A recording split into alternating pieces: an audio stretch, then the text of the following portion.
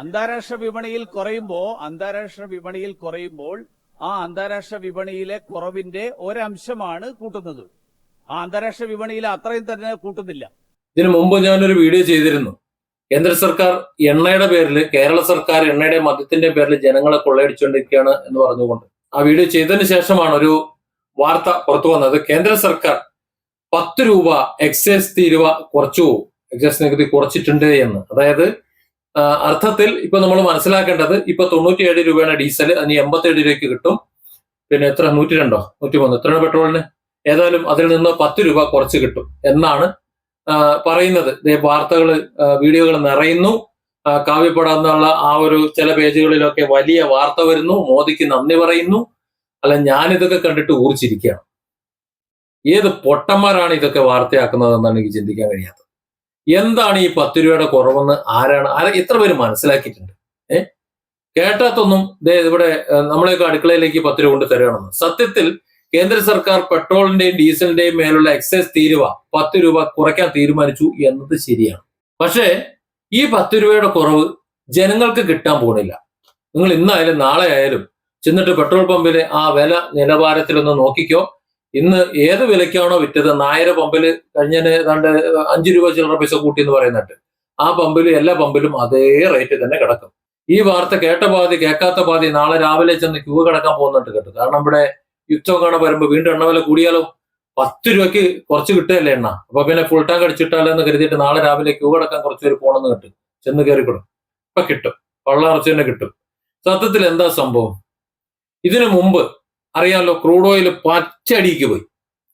പച്ചടിക്ക് പോകുന്നതിന് തൊട്ട് മുമ്പ് ക്രൂഡ് ഓയിൽ വില കൂടിയിരുന്നു. വില കൂടിയപ്പോ കുറച്ച് വില കൂട്ടി. നമ്മുടെ ഇന്ത്യൻ സർക്കാർ വില കൂട്ടി. അതിനുശേഷം ഒരുപാട് വില അടിയിപ്പ് 30 രൂപയ്ക്ക് താഴെ വന്നു. ക്രൂഡ് ഓയിൽ അത്രത്തോളം വില എത്തിക്കഴിഞ്ഞപ്പോഴേക്കും നമ്മള് പിന്നെ എന്താ പറയാ, അണ്ണന്മാര് വില കുറച്ചില്ല. അന്നാണ് നമ്മളെ മറ്റേ അണ്ണം പറഞ്ഞത് അവിടെ കുറഞ്ഞതിന്റെ ഒരു അംശം ഇവിടെ കൂട്ടി എന്ന് പറഞ്ഞത്. അന്താരാഷ്ട്ര വിപണിയിൽ കുറയുമ്പോൾ ആ അന്താരാഷ്ട്ര വിപണിയിലെ കുറവിന്റെ ഒരംശമാണ് കൂട്ടുന്നത്. ആ അന്താരാഷ്ട്ര വിപണിയിൽ അത്രയും തന്നെ കൂട്ടുന്നില്ല. അതായത് ഇപ്പൊ കഴിഞ്ഞ ദിവസം 2 രൂപയിലധികം കുറഞ്ഞു. ഇതിപ്പോ തിരുവി എത്രയാണ് കൂട്ടിയത്? ആ ടോട്ടൽ വില കൂടുന്നില്ല. അതാണ് ഞാൻ പറയുന്നത്. അതായത് ഇവിടെ കൂടി തന്നെ നിന്നു. അതായത് വില കുറയുന്നതനുസരിച്ച്, അന്താരാഷ്ട്ര മാർക്കറ്റിലെ ക്രൂഡ് ഓയിലിന്റെ വില കുറയുന്നതനുസരിച്ചിട്ട് നമ്മൾ ഇവിടെ നികുതി കൂട്ടിക്കൊണ്ടേയിരുന്നു. വില കുറയാതെ പിടിച്ചു നിർത്തി. അതായത് ജനങ്ങളെ കൊള്ളടിക്കുന്നത്, അല്ല വില കുറയാതെ പിടിച്ചു നിർത്തി എന്ന് പറയുമ്പോൾ രസമാണത് അല്ലെ? വില കുറയാതെ പിടിച്ചു നിർത്തി എന്ന് പറഞ്ഞാൽ ഒന്ന് ആലോചിച്ച് നോക്കും. ജനങ്ങൾ കൊടുക്കുന്ന മുതലല്ല നമ്മൾ കരുതിക്കുന്നത്. അല്ല, ജനങ്ങൾ വാങ്ങുന്ന മുതലിലാണിത്. അങ്ങനെ കുറയാതെ പിടിച്ചു നിർത്തിയിട്ട് 100 രൂപയിലേക്ക് ഉറപ്പിച്ചങ്ങോട്ട് നിർത്തി. അതിനുശേഷം കുറെ കാലം അത് അങ്ങനെ പോയി. എണ്ണ കമ്പനികളും സർക്കാരും വലിയ രീതിയിൽ ജനങ്ങളെ കൊള്ളയടിച്ചു, ലാഭം കൊയ്തു. അതിനുശേഷമാണ് പിന്നീട് എണ്ണ വില കുറേശ്ശെ കൂടി വന്നത്. ആ സമയത്തും വല്ലാണ്ട് എണ്ണ വിലയൊന്നും കൂട്ടിയിട്ടൊന്നുമില്ല. ഉള്ളത് പറയണമല്ലോ, കൂട്ടിയിട്ടൊന്നുമില്ല. എന്നാൽ ഈ യുദ്ധ സാഹചര്യത്തിൽ വീണ്ടും എണ്ണ വില കൂടാൻ സാധ്യതയുണ്ട് എന്ന് പറയണ്ടേ. കാര്യം എണ്ണ അങ്ങോട്ടും ഇങ്ങോട്ട് പോകുന്നില്ല. ഇറാൻ ഹോർമുസിലൂടെ ഇന്ത്യക്ക് എണ്ണ കൊണ്ടുവരാമെന്ന് പറയുന്നുണ്ട്. പക്ഷെ എങ്കിലും എന്തൊക്കെയോ ചില തടസ്സങ്ങളൊക്കെ ഉണ്ടെന്ന് തോന്നുന്നുണ്ട്. കാര്യം അത്ര സുഗമമായി നമുക്ക് പാചകവാതകമൊന്നും അങ്ങനെ സുഗമമായിട്ട് കിട്ടി തുടങ്ങിയിട്ടില്ലല്ലോ. ഇപ്പോഴും 45 ദിവസം എന്നുള്ളത് അവിടെ തന്നെ നിൽക്കണം. 35 ദിവസം ആക്കിയെന്ന് പറയുന്നത് കേട്ടു.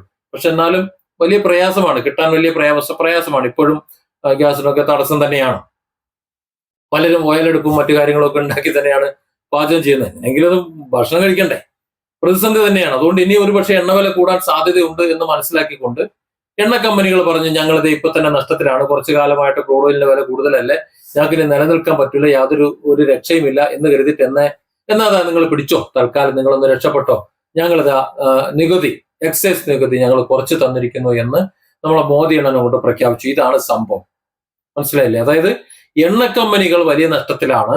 എണ്ണ കമ്പനികൾക്ക് ലാഭം കുറവാണ്, അവർ വലിയ പ്രതിസന്ധിയിലാണ്. അതുകൊണ്ട് ഞങ്ങളിത് കുടുങ്ങി നിൽക്കുകയാണെന്ന് പറഞ്ഞപ്പോ അവർക്ക് ബെനിഫിറ്റ് കിട്ടാൻ വേണ്ടിയിട്ടുണ്ട്. സാധാരണഗതിയിൽ ഇത്തരത്തിൽ ഒരു താരിഫ് വ്യത്യാസം വന്നാൽ, നികുതിയിലെ വ്യത്യാസം വന്നു കഴിഞ്ഞാൽ പെട്രോൾ പമ്പിൽ അത് സ്വാധീനം ചെലുത്തേണ്ടതാണ്. അതായത് ഇവിടെ വില കുറയേണ്ടതാണ്. പക്ഷെ ഇവിടെ അത് വരില്ല. നമുക്ക് ഇപ്പോ എന്താണ് എണ്ണ വാങ്ങിക്കൊണ്ടിരിക്കുന്നത്, ആ റേറ്റിന് തന്നെ നമുക്ക് എണ്ണ കിട്ടുള്ളൂ. ഈ കുറവ് എന്ന് പറയുന്നത് ഈ എണ്ണ കമ്പനികൾക്ക് അവരുടെ നഷ്ടം നികത്താൻ വേണ്ടി അവരുപയോഗിക്കും. അതായത് 10 രൂപ കുറഞ്ഞു എന്ന് പറയുന്നത് ജനങ്ങൾക്കല്ല. ഇത് വലിയ വാർത്തയാക്കേണ്ട ആവശ്യമൊന്നുമില്ല. ലക്ഷക്കണക്കിന് കോടിയുടെ ബിസിനസ് ചെയ്യുന്ന ആ ബിസിനസ് ഭീമന്മാർക്ക്, വമ്പന്മാർക്ക് അവർക്ക് ചെറിയൊരു നഷ്ടം എന്ന് പറഞ്ഞപ്പോഴാണ്, തെളിവൊന്നുമില്ല കേട്ടോ, തെളിവൊന്നുമില്ല. കണക്കുകൾ, ക്രൂഡ് ഓയിലിന്റെ കണക്കുകൾ വെച്ച് നോക്കി എപ്പോഴും ലാഭമാണ്. അതിൽ തെളിവെന്താണെന്നറിയോ? ഇത്രയും നഷ്ടം സഹിച്ചുകൊണ്ട് വർഷങ്ങളോളം ഈ കമ്പനി എങ്ങനെയാ നടത്തുന്നത്?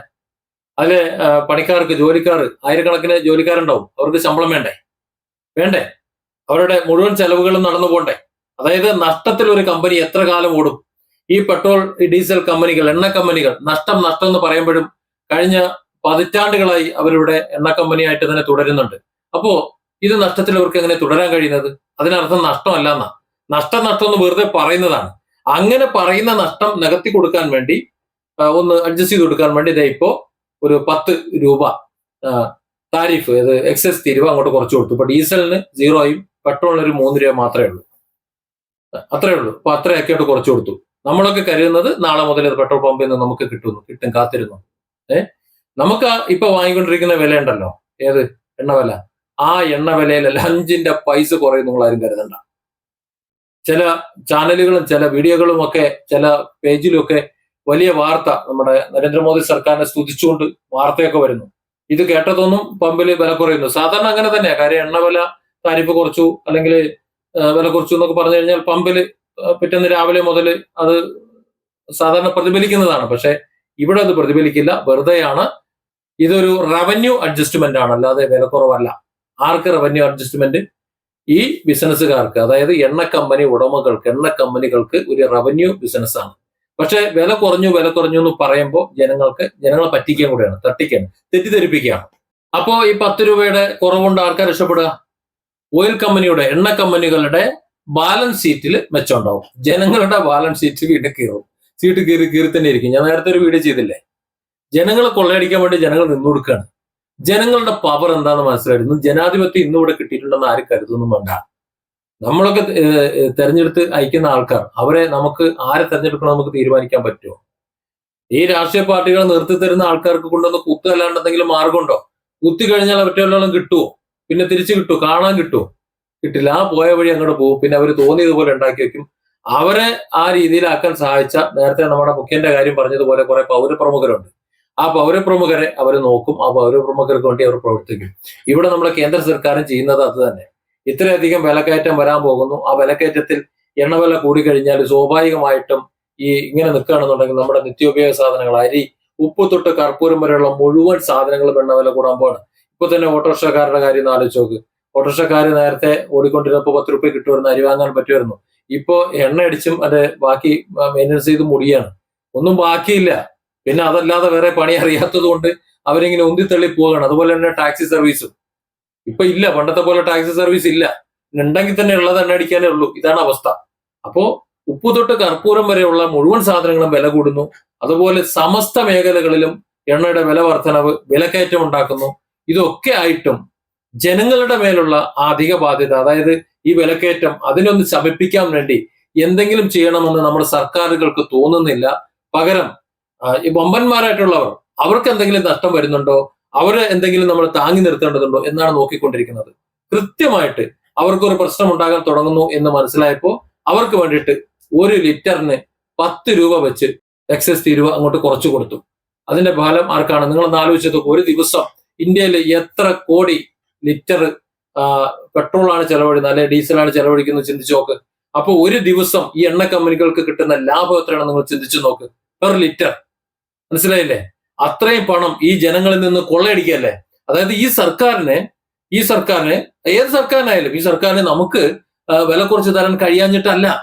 എന്തുകൊണ്ടാണ് 10 രൂപ, അങ്ങനെയാണെങ്കിൽ 20 രൂപ, ഇതിന് ഇത്രയുണ്ട്. ഒരുപാട് പണം നമ്മളിന്ന് കൊള്ളയടിക്കുന്നുണ്ടല്ലോ. GST കണക്ക് വെച്ച് കഴിഞ്ഞാൽ നമുക്കൊരു 70 രൂപ 60 രൂപയ്ക്ക് നമുക്കിവിടെ എണ്ണ കിട്ടും. ആ അവസ്ഥ വെച്ച് നോക്കുകയാണെങ്കിൽ എന്താ ജനങ്ങൾക്ക് തരാത്ത? 10 രൂപ എണ്ണ കമ്പനികൾക്ക് കൊടുത്തു, ഒരു 5 രൂപ എന്താ ജനങ്ങൾക്ക് തരാത്തത്? അല്ല, എന്താ തരാത്തത്? 10 രൂപ എണ്ണ കമ്പനികൾക്ക് അവരുടെ നഷ്ടം നികത്താൻ വേണ്ടിയിട്ട്. അവരുണ്ടെങ്കിലല്ലേ ഇവിടെ എണ്ണ അടിക്കാൻ പറ്റുള്ളൂ. അതുകൊണ്ട് ഞങ്ങളത് അവരെ പിടിച്ചു നിർത്താൻ വേണ്ടി 10 രൂപ അവർക്ക് കൊടുത്തു, ഒരു 5 രൂപ നമുക്കൂടെ തന്നൂടെ? ഒരു വിലക്കുറവ്. ടാക്സ് അല്ല, വിലക്കുറവ്. അപ്പൊ ജനങ്ങൾക്ക് വേണമല്ലോ. ജനങ്ങളില്ലെങ്കിൽ ഈ രാജ്യമുണ്ടോ? അപ്പൊ ഈ രാജ്യത്തെ ജനങ്ങൾക്ക് ഒരു വിലയില്ല.